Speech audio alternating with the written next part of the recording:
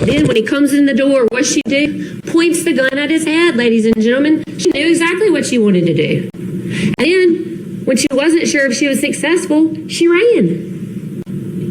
Insane people do not run because they don't know right from wrong. Juvenile delinquency has been a growing issue in the world.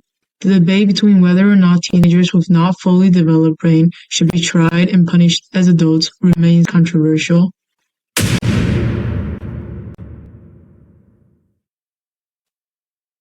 I just want to tell y'all I'll be home soon. R.I.P. Keon. I love my family.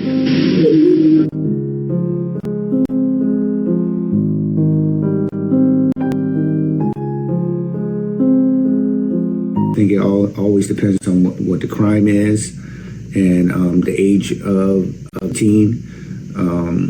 It's kind of hard because, as you know, like children, like people don't fully develop that capacity to make this, or that decision-making capacity at age 17, 18. For males, it's at 26. Females, I think it's like 21, 22. Don't quote me on that. Look that up. But it's hard to hold them accountable when we know that they're still developing or have the capacity to still develop their decision-making skills. I think it really depends on a couple different factors. I definitely think there needs to be some accountability for your actions, and I think the earlier we learn that, the better the young adults will be. However, I hate the thought of a mistake someone makes as a child that could kind of ruin the rest of your life or set you back forever. So I think there has to be some sort of balance between accountability and education. I think that is a tricky question because the frontal lobe is not fully developed until you're about 25 or 30, depending on if you're male or female.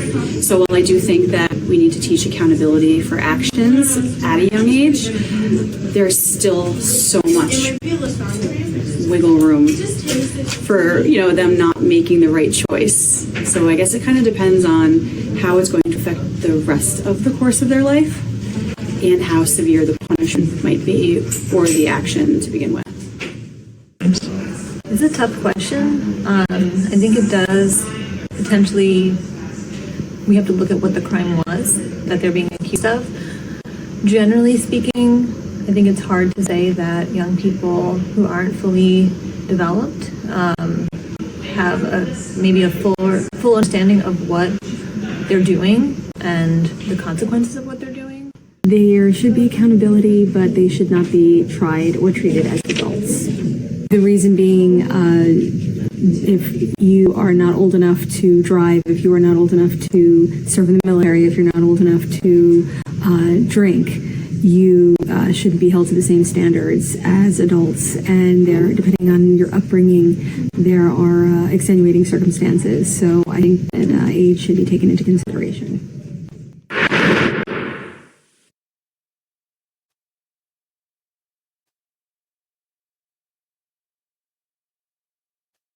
So this is very heavy, having teenagers as a mom and teaching teenagers.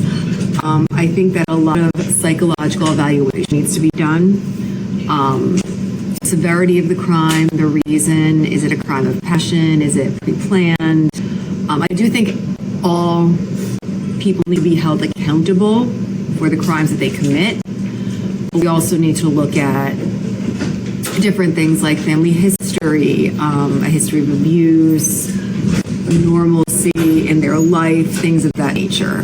This is such a heavy question. I feel it in my very soul.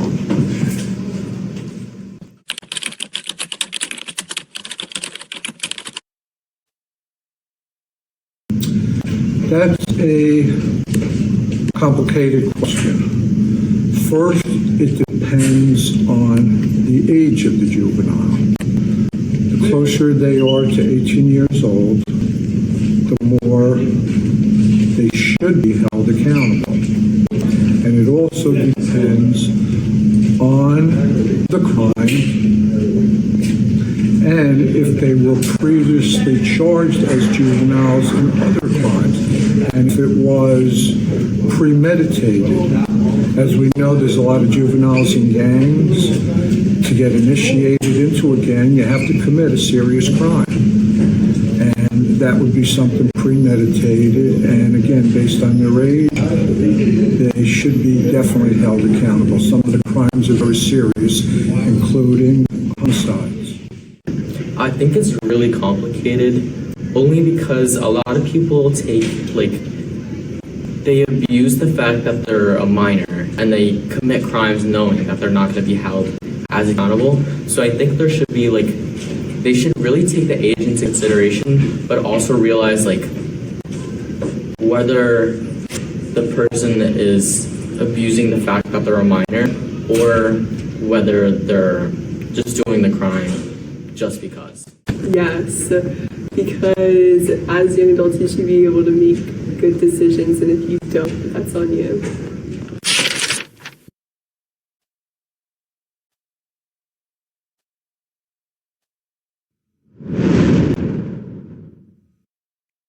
So in the complex world of juvenile crime, age must never be overlooked, because young minds are still developing, shaped by the environment, trauma, and circumstance.